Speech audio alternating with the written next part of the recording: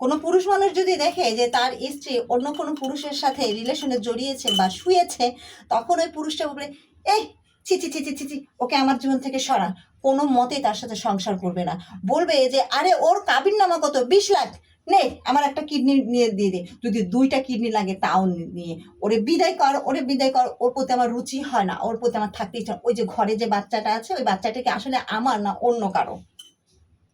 কিন্তু আমাদের দেশের নারীরা পুরুষের শত অপরাধ থাকা সত্ত্বেও তার সাথে সংসার করে যাচ্ছে সন্তানের জন্য। সে পুরুষটা যদি 2টা 3টা নারীর সাথে রিলেশনও করে, শুয়েও আসে, তারপরও সমাজের ভয়ে, সংসারের ভয়ে, সংসার করার জন্য সন্তানের ভবিষ্যতের কথা চিন্তা করে আমাদের দেশের নারীরা এখনও সংসার করে যায়। কিন্তু এমন কোনো পুরুষ আছে?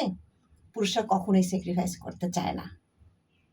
আমি সব পুরুষদের বলছি না, অবশ্যই এই প্রশ্নটার বেলায় প্রত্যেকটা পুরুষের রায় একই,